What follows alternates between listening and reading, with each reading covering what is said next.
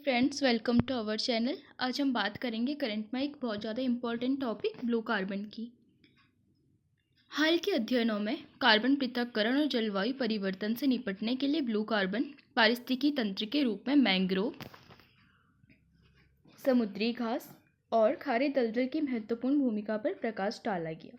पारिस्थितिकी तंत्र का मतलब तो आप जानते ही होंगे, जैविक और अजैविक घटकों का पर्यावरण के साथ संबंध। राष्ट्रीय महासागरीय और वायुमंडलीय प्रशासन NOAA ब्लू कार्बन के अनुसार यह उष्णकटिबंधीय वनों की तुलना में प्रतिशत 3 से 5 गुना अधिक कार्बन संग्रहित करते हैं। ब्लू कार्बन के बारे में इसका तात्पर्य मैंग्रोव, खारे दल, समुद्री घास जैसे तटीय पारिस्थितिकी तंत्रों द्वारा कैप्चर और संग्रहित कार्बन से है। जैसे कि आपको पता होगा, जिस एरिया में जितना ज़्यादा फॉरेस्ट होगा या फिर पेड़ पौधे होंगे तो वहाँ पे कार्बन कैप्चर उतना ज़्यादा होगा, क्योंकि जो कार्बन है उसको पेड़ पौधे एब्जॉर्ब करते हैं। ये पारिस्थितिकी तंत्र उष्णकटिबंधीय वनों की तुलना में 10 गुना अधिक दर पर कार्बन को संग्रहित करता है। अकेले मैंग्रोव प्रति हेक्टेयर 1000 टन से ज़्यादा संग्रहित कर सकते हैं। जैसे आपको पता होगा, इंडिया में मैंग्रोव एरिया में सबसे ज़्यादा फेमस कौन सा है? आप इसे कमेंट सेक्शन में बता सकते हैं।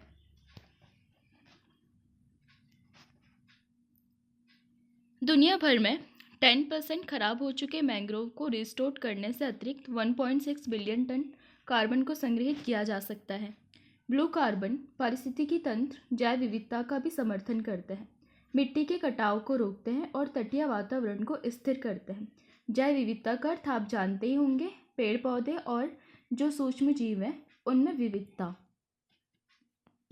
कार्बन का वर्गीकरण। वैज्ञानिक कार्बन चक्र के भीतर इसके कार्य, विशेषताओं और स्थान को दर्शाने के लिए रंगों का उपयोग करके कार्बन को वर्गीकृत करते हैं।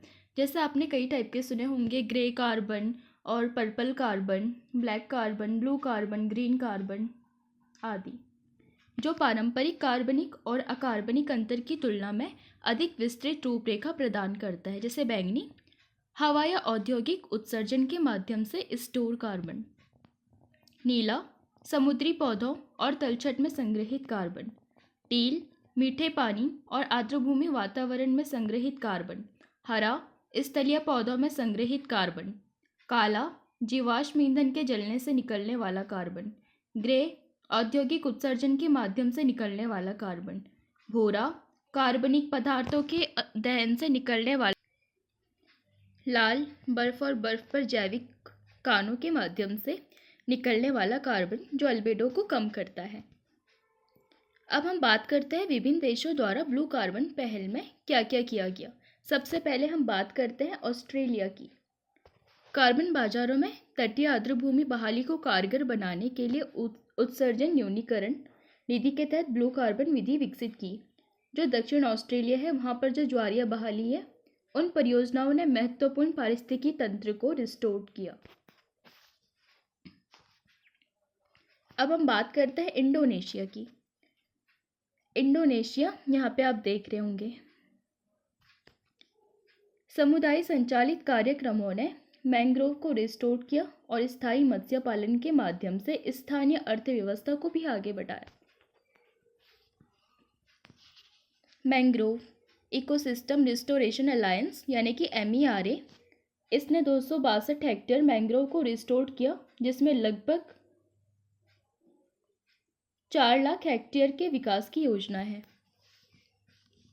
अब हम बात करते हैं भारत ने इसके लिए क्या किया। तटीय विनियमन क्षेत्र नीति सुधारों के तहत पहलों ने इको टूरिज्म को बढ़ावा दिया और मैंग्रोव को रिस्टोर किया।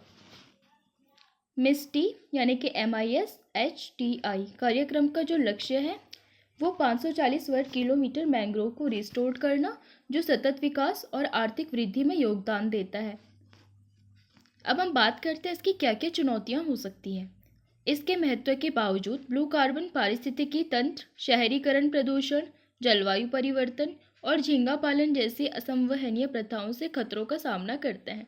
जैसे अगर आप देखेंगे, अगर ब्लू कार्बन यानी कि अगर जो तटीय क्षेत्र है, अगर वहाँ पे कार्बन स्टोर होगा तो जो जलीय जीव है, कहीं ना कहीं उनके जीवन को भी खतरा हो सकता है।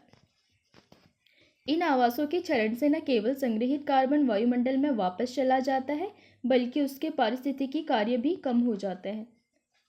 इन चुनौतियों का समाधान करने के लिए क्या क्या किया गया, अब हम उस पर बात करते हैं।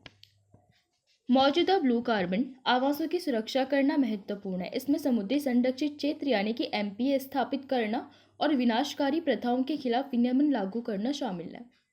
खराब हो चुके तटीय पारिस्थितिकी तंत्र को रिस्टोर करने के उद्देश्य से की गई पहल जैव विविधता में सुधार करते हुए कार्बन को अलग करने की उनकी क्षमता को बढ़ा सकती है। चलिए दोस्तों, आज के लिए इतना ही। अगर आप हमसे जुड़ना चाहते हैं और अगर आपको इसकी पीडीएफ चाहिए तो आप टेलीग्राम का लिंक डिस्क्रिप्शन से ले सकते हैं, जहाँ पे आपको क्लासेस के अपडेट और पीडीएफ मिल सकती हैं। तो चलिए, आज के लिए इतना ही। और अगर आपको पसंद आए तो लाइक कीजिए, शेयर कीजिए, सब्सक्राइब कीजिए। Thanks to watching.